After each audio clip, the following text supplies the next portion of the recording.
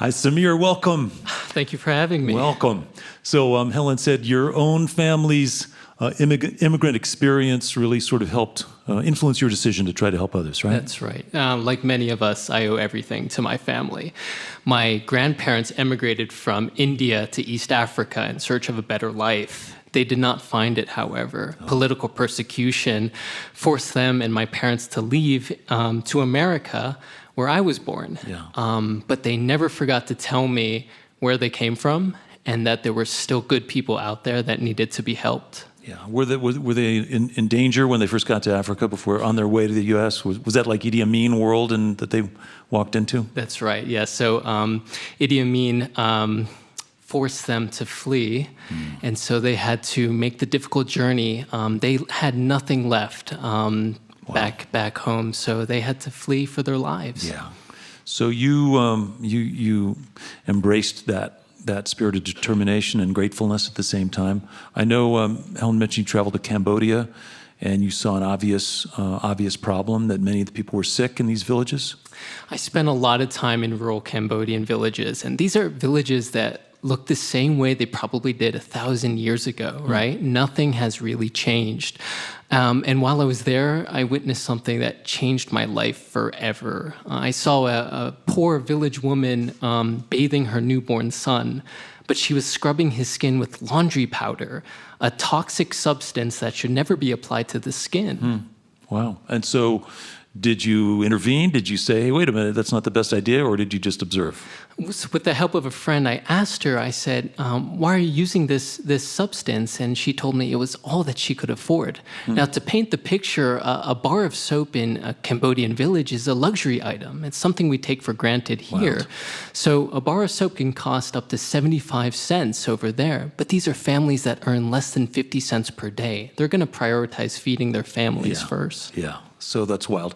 And then you went back to your hotel, and you saw that there's plenty of soap. That's right. So I returned to my hotel room feeling pretty helpless. Yeah.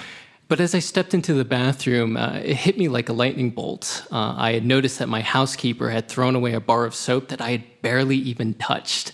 And so it was in that precise moment I knew what I could do for that village woman, but countless others too. So what's the first thing you do when you have that kind of realization?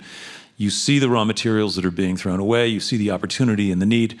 You want to put it all together. You're in Cambodia. What's your first move? That's right. So I started a nonprofit, something that I don't suggest many undergraduate students to do. But I started a nonprofit nonetheless, and it's called Eco Soap Bank. And what we do is simple and magical.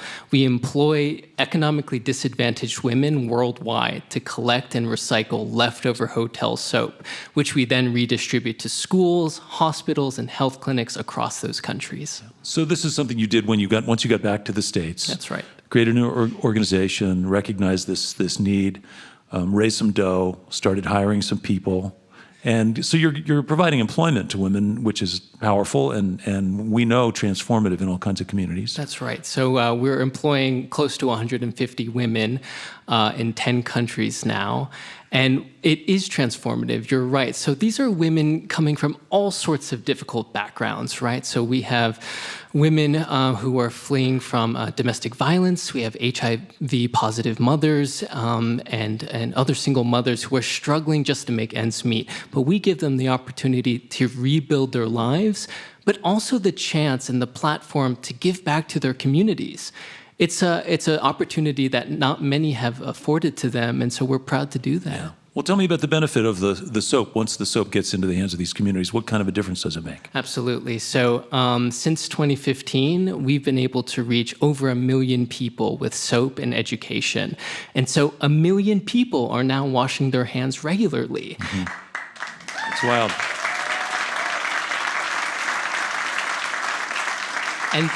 And this is a testament to how much soap is being thrown away worldwide. Every single day, 5 million bars of soap are thrown away by hotels. Yeah. So we decided to intervene. We see disease rates dropping. We see children learning the lifelong habit of hand washing so that they can stay out of hospitals and get back into schools where they belong. So you're actually seeing statistically it's making a difference in the health of these people in these remote villages and communities. Right. That's right. Because was there high rates of infant mortality and disease and the problems were probably rampant, and you're seeing them getting better now? That's something that many people perhaps don't understand. So, diarrheal diseases kill more children than AIDS, measles, and malaria combined. Diarrhea is an antiquated disease that we can stop with a simple provision of soap. It can reduce the risk of those diseases by 60%. Wow. And for these communities that have no public health access, it can be life-saving. That's wild. And you mentioned you're in 10 countries, so you expanded beyond Cambodia. That's right. So we're in 10 countries worldwide, and we'll continue to grow. And over 1 million people have been helped, and you're really making a difference. So I'm assuming there's a website, Samir, if people want to go and find out what you're up to and look at pictures and stuff? Absolutely. So visitors can go to ecosoapbank.org, where they can donate. I just want to mention that it costs us only 10 cents to put a life-saving bar of soap in a child's hands. So for the price of a cup of coffee, we can impact over 50 children's lives with that. And for those who can't donate, they can sign up for our newsletter on ecosoapbank.org, where they can be the first to know about a big project we're launching in April called Project EcoSoap. It's never been done before, and it's the first of its kind. Okay, well, that piques our interest. By the way, that sounded like an expensive cup of coffee.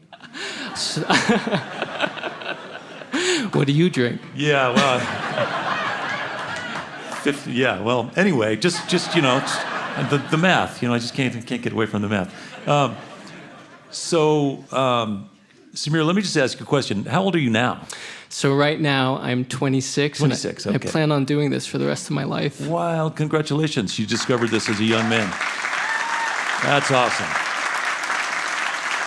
Well, I want to, we're going to present you with a framed eChievement Award certificate. Mostly we just want to congratulate you, Samir, because really you found an opportunity to make a difference. You took the steps necessary to make it come into reality, and you're impacting a lot of people in a very positive way. It's an honor. Yeah.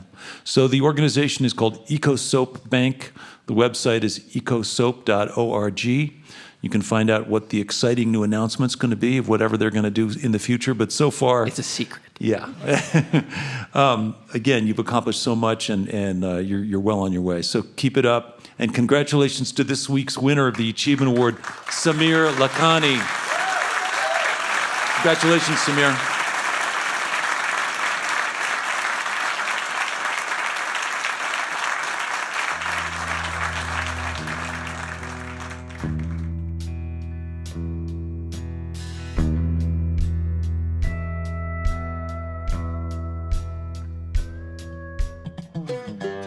Hi, this is Nick Forster from eTown. If you want to stay up to date with all the performances, interviews, and behind-the-scenes footage, click the subscribe button.